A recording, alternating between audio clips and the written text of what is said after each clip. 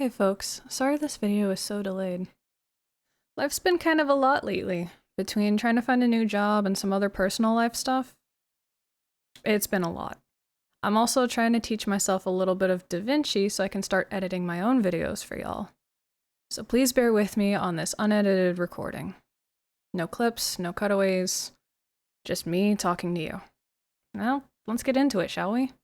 Spoiler warning for Markiplier's Iron Lung movie. If you haven't seen it yet, please go watch it and then come right back to this video. I'll be here. Iron Lung was, in my opinion, a cinematic masterpiece. Made on a budget of under $7 million, it went on to gross over $50 million. And it's probably still climbing. Written and directed by Markiplier himself, and I mean that down to the detail that he converted one of his own bathrooms into a render farm during production. I want to start with the cinematography, because I think it deserves real credit. Mark made very deliberate choices about how to frame the story. The tight close-ups, the angles that slowly build tension rather than release it. He took a short indie game and stretched it into something mediative and layered. Pulling from every lore update the game had ever released, and weaving it into a slow burn that trusts its audience. In a world full of brain rot content, that's a real creative risk, and it pays off. My only small criticism is probably the tiny handful of early close-ups where he's building the setting of how hot it is in the Iron Lung with the condensation shots instead of the blood leaking. Personally felt that could have been trimmed, but hey. It's a minor note. Other than that, it's a very confident visual language. As a entry-level self-taught voice actress who's been learning the basics of audio engineering, I want to give serious props to the audio department. The properly timed ringing that kicks in when Simon takes an impact to his head, it's so precise it felt like it was happening directly to me instead. The muffled concussive audio that follows, every crank, dial, alert, shutter, various screams throughout the movie, all of it felt considered, intentional, and very well earned. As someone learning how much effort goes into that kind of detail, I have a deep respect for what the audio team pulled off here. I was genuinely pleased as an audiophile.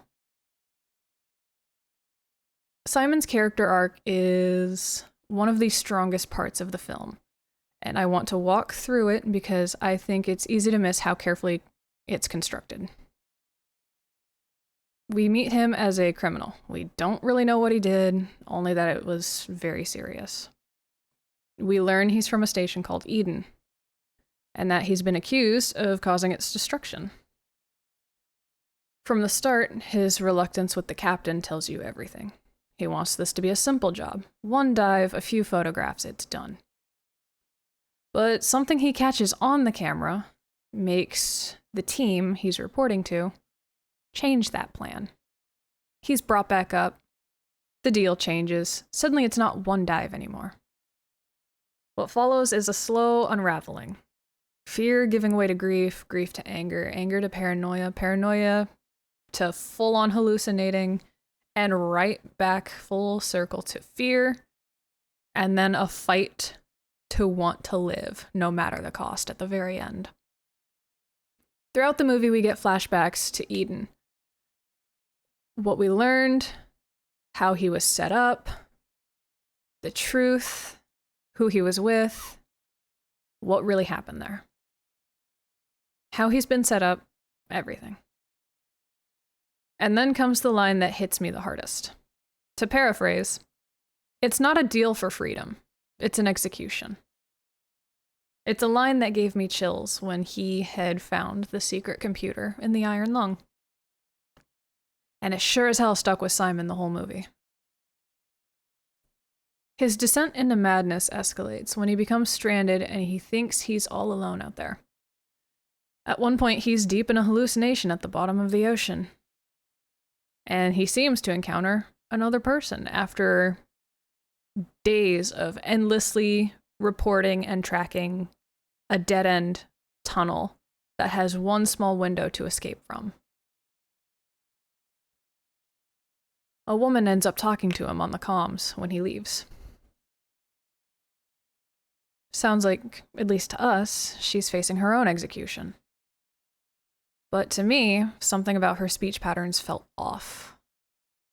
Even through the speaker that we very clearly see is damaged and the quality isn't very good inside the iron lung in the first place, we see that, or at least I see, that it feels like she's speaking outside of space and time itself. Not quite fully human, but a very close mimic.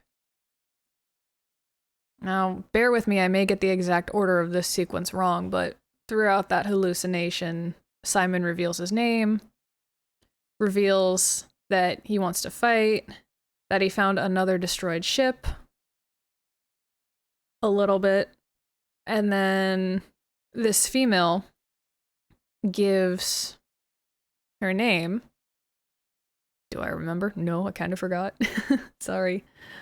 But she also tells him to go to the light at these specific coordinates. And when he arrives at that scene, he has this wonderful hallucination. Now, this is all happening in a time span where it feels like it's only been a couple hours to him.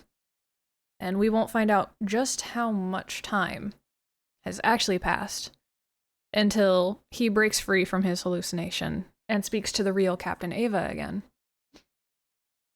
And we find out from her that it had actually been several days that he'd been missing.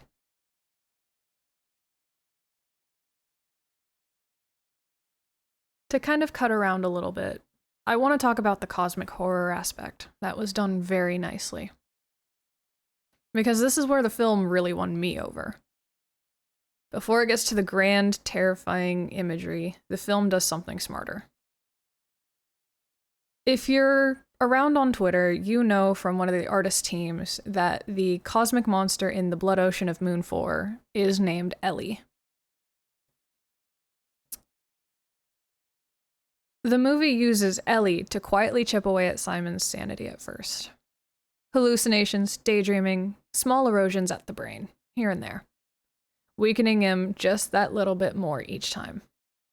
By the time we get to that scene, Simon surfacing from the blood ocean, no iron lung in sight, just Ellie and something vast and eye-looking, watching from the storm above.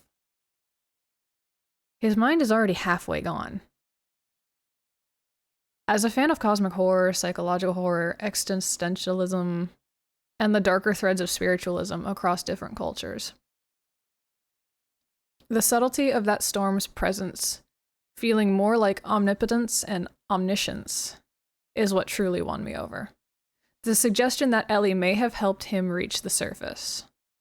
Simon looking up towards something so far beyond comprehension that the only way it can exist in this world is to appear as the eye of a storm. Simon, in that moment, is looking at the very being responsible for the quiet rapture. Let me help try to paint a perspective for you so you can understand mine a little better. Think of something you genuinely revere. From literature to mythology, religion, anywhere. A god, a monster, a force, something unknown, anything. Anything. Something with real weight to it. Now picture yourself standing in front of that thing. Not a depiction of it, the actual thing. What it would be like in front of you. Try to hold the details in your mind. The scale of that very thing you revere. How massive it is. The amount of power it has. The sense that this being could unmake or make things without any effort. Does your brain start to slip a little trying to fully grasp it? Does something that feel similar to dread start to mix with something that feels like awe deep in your stomach. That mix, that specific destabilizing combination, is exactly what I felt watching that scene. It's Lovecraftian in the truest sense, but not a monster you can fight. It's a presence so complete that encountering it is already a kind of unraveling. People would start losing their mind before Cthulhu even fully arrived in those stories. And that is what finally tips Simon from madness into something older and angrier in himself. At one point during the movie, when the iron lung is starting to fill with blood, Ellie is chasing him through the ocean, trying to get him to merge with her. And that he just wants to fight. He wants to live. The Butcher. It's a name we hear in a few flashbacks. Right before his snap of fury as the iron lung fills more and more with blood from Moon 4's ocean. He wanted to live. And in my interpretation, what we see during his mutation as the blood interacts with his body looks a lot more like tree roots than it does any fleshy monster-like creature that the blood ocean could come up with or could see because of his will to want to fight, not to give up and cave in as part of the cosmic horrors that exist. I know I skipped the part where he actually continues to meet up with Captain Ava to try to find the SM8 to change the deal and that he'd actually be free. I know I skipped that, and I'm sorry. To quietly sum that part up, it's Captain Ava goes down, gives him an hour to get to the remnants and the black box of the SM8 and get back to her. Unfortunately, Ellie gets to Ava first, and Ava ends up not making it. But warns Simon to protect the black box at any cost. Whether it's the SM8s or the black box of his own ship, I do not quite know which one it is properly. But I do know he protects the black box with his life as Ellie's going after him. We see a scene where he tears off his own arm, trying to free himself from the blood around that's trying to drag him in and make him one.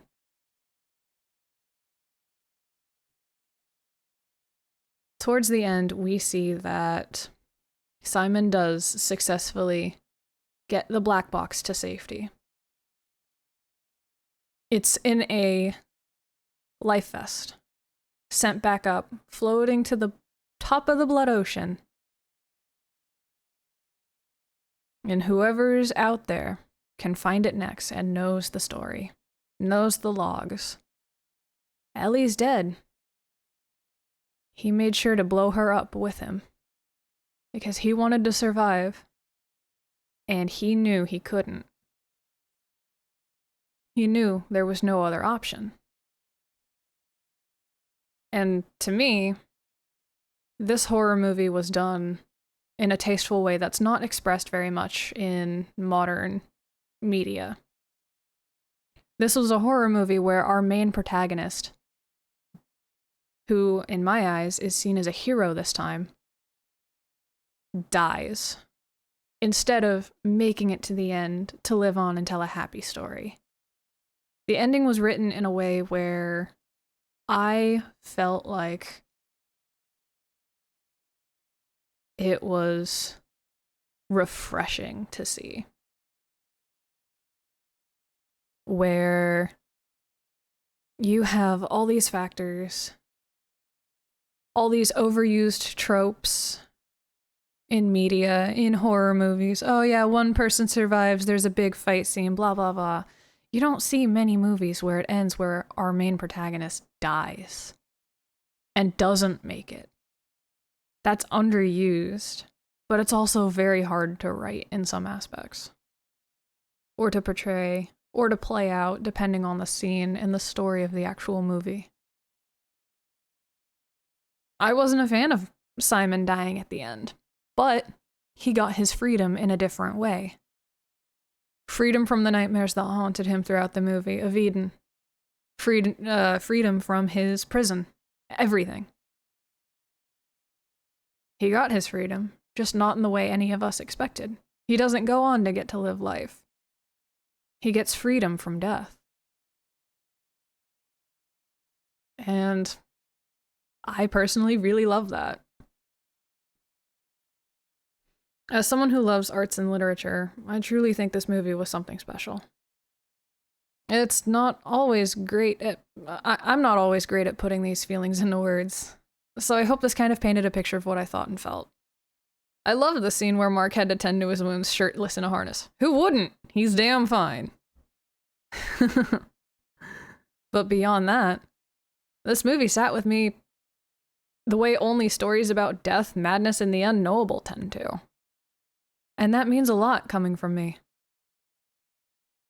I guess my final thoughts would be to go watch the movie yourself if you haven't. It's a masterpiece in its own way.